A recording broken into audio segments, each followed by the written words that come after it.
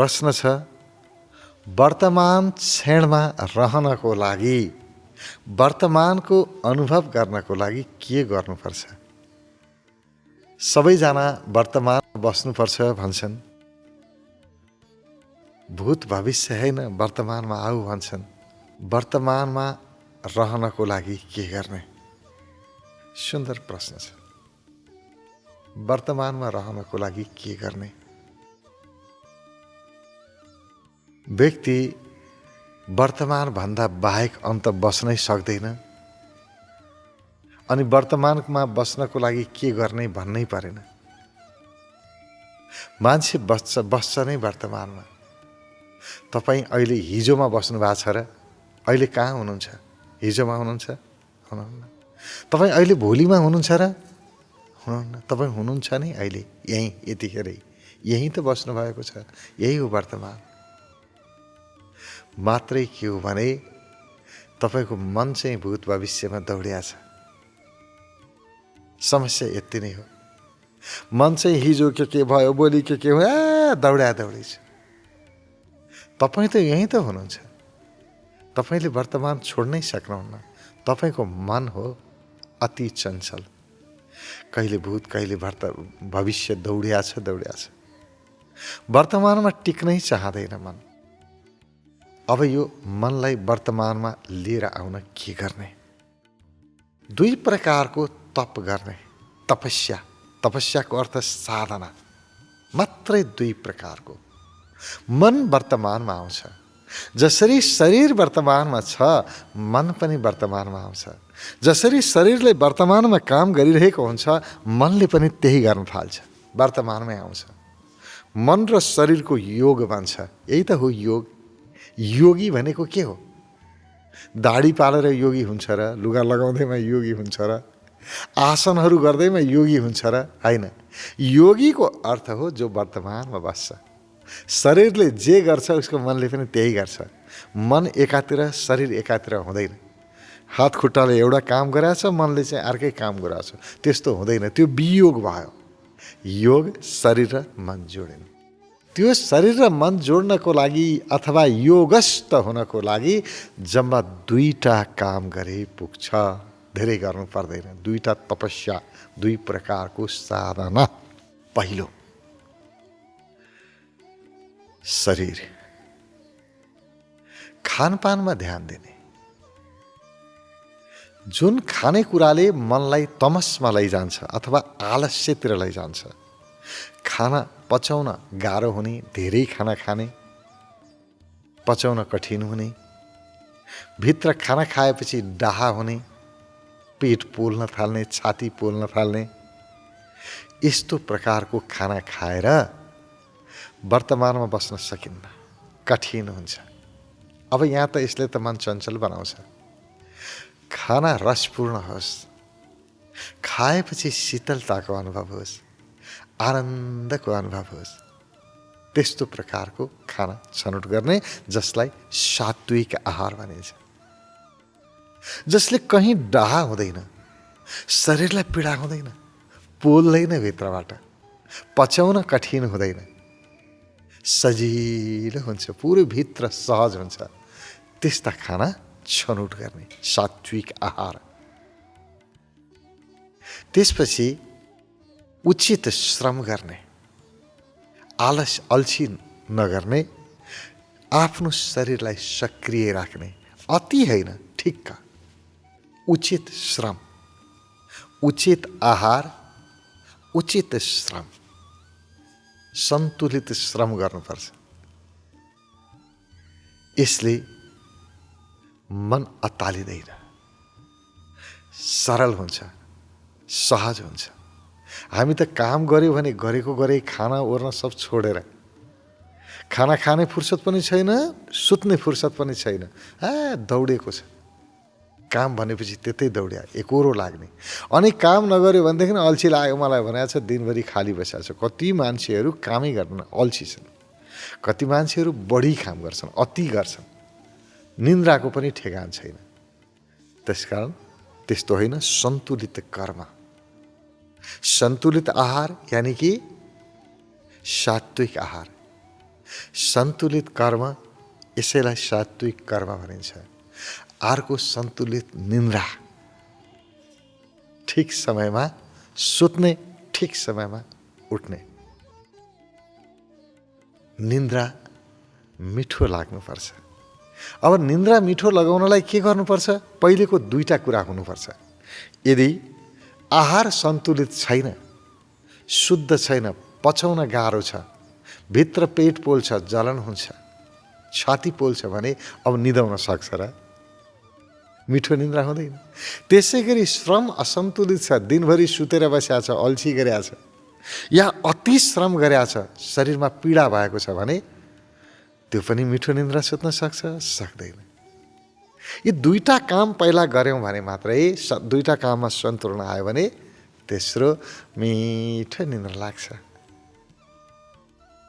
यो तीनटा कुरा, यसको लागि अभ्यास, खानपान, उचित खानपान, उचित व्यायाम अथवा श्रम र उचित निन्द्रा, तीन प्रकारको सन्तुलन, यसको अभ्यास गर्ने यो पनि तप हो। किनभने खानपान उचित गर्न सक्दैनौँ, कम गाह्रो हुन्छ। कहीँ गइसकेपछि अलिकति मिठो देख्यो, छोड्नै मन लाग्दैन, जेसुकै होस् ले खाइहाल्नु, सधैँ खाने होइन क्या अरे, आज त हो नि, आज त खाइदेऊ न। मनले कहाँ मान्छ र? तप चाहिन्छ, तपस्या, कडा सङ्कल्प शक्ति। म खान्न, जसले मेरो शरीरलाई अहित गर्छ, त्यस्तो कुटाइममा, असमयमा यस्तो खानेकुराहरू म खान्न। बस त्यसै गरी म अल्छी गर्दिनँ, क्रियाशील रहन्छु, कर्म गर्छु र अति पनि होइन, जति चाहिने हो, जति आवश्यक हो त्यति गर्छु। त्यसै गरी सुत्ने समय म पर्याप्त दिन्छु। सुत्ने समय अरू काममा लगाउँदिनँ, यो निन्द्राको समय हो नि, यति बजेदेखि यति बजेसम्म सुत्ने, यो मैले छुट्याएको समय हो, यति बेला सुत्छु, चाहे जेसुकै काम परोस्, परिरहोस्, गर्दिनँ म यो। यति कुरा तपस्या। दोस्रो तपस्या मानसिक तपस्या। मानसिक तपस्यामा पहिलो काम के गर्ने भने मेरो मनमा म फोहोर पस्न दिन्न। हामीलाई दुःख बनाएको छ, दुखी बनाएको छ, चञ्चल बनाएको छ, वर्तमानमा टिक्नै नदिने के अत्यन्तै चञ्चल बनाउने, भूत भविष्यतिर दौडाउने भनेकै फोहोरले हो। मन दुर्गन्धित भएको छ, हाम्रो मनमा मस्तिष्कमा फोहोर पस्यो, अरूले जे भन्यो हालिहाल्यो के, अलिकति नराम्रो भन्यो, कसैले गाली गर्यो, त्यो लिएर मनभित्र हालेर बस्यो, कुण्ठा बनाउने, भित्र लगेर हाल्ने। कहीँ अलिकति केही दुःख पाएको छैन, मलाई मात्रै दुःख पर्यो, ल बर्बाद भए, भित्र लगेर राख्ने। जति पनि बाहिर घटना घट्छन्, सम्पूर्ण घटनाहरूबाट आउने त्यो विषाक्त विष आफ्नो मस्तिष्कमा हालेर बस्छ। अनि के गर्नु? छोडिदिने। यो पनि धेरै कडा साधना हो, अभ्यास हो। तपस्या भनेकै यही हो। के गर्ने? अब तपस्या के गर्ने? सङ्कल्प गर्ने, जे हुन्छ, किनभने बाहिर घट्ने घटना घटि नै रहन्छन्। मलाई राम्रो भन्ने पनि छन्, नराम्रो भन्ने पनि छन्, माया गर्ने पनि छन्, गाली गर्ने पनि छन्। कहिले अनुकूल परिस्थिति बन्छ, कहिले प्रतिकूल परिस्थिति बन्छ। ए बाबा, यो त जीवन हो, सुख आउँछ, दुःख आउँछ, यो सत्य यही हो, यो जीवन हो, दुईटै कुरा छ। यो सधैँ भइरहेको कुराबाट म किन भित्र कुण्ठा जम्मा गर्ने, किन असन्तुष्टि जम्मा गर्ने? जे हुन्छ मलाई स्वीकार छ। म यी सारा परिस्थितिहरू, सारा घटनाहरू अनुकूल प्रतिकूल हुँदा हुँदै पनि मेरो आफ्नो कर्ममा म निरन्तर अगाडि बढ्छु। यी सबै घटनाहरूले मलाई अगाडि बढ्न रोक्न सक्दैनन्। एउटा सङ्कल्प बनाउने, एउटा उद्देश्यको लागि आफ्नो जीवनलाई अगाडि बढाउने। उद्देश्यले डोहोर्याउनुपर्छ, सङ्कल्पले डोहोर्याउनुपर्छ जीवनलाई, त्यसको अभ्यास गर्नुपर्छ। र एउटै काम गर्ने, यो फोहोर म भित्र प्रवेश गर्न दिन्न। अब त्यसको लागि के गर्ने त? अब जतिसुकै दिन्न भने पनि चाहिने कुरा मनमा आइहाल्छ, के गर्ने? त्यसको लागि ध्यानको अभ्यास गर्ने, संकल्प गर्ने, म प्रत्येक दिन ध्यान गर्छु। ध्यान नगरिकन कुनै पनि दिन म खेर जान दिन्न। बिना ध्यानको दिनै हुँदैन मेरो। हरेक दिन म ध्यान गर्छु र यी बाहिरबाट आउने मैलाहरूलाई रोक्छु, म बाहिरै पठाउँछु। यो मेरो साधना हो, यो मेरो तपस्या हो, यो मेरो संकल्प हो। यति काम गरौँ। वर्तमानमा बस्न अत्यन्तै सहज हुन्छ। जब हाम्रो मनमा बाहिरबाट आउने घटनाहरूले, बाहिरबाट आउने प्रभावहरूले प्रभावित पार्दैन नि, मनमा प्रभाव पार्दैन, तब व्यक्ति स्वतः वर्तमानमा हुन्छ।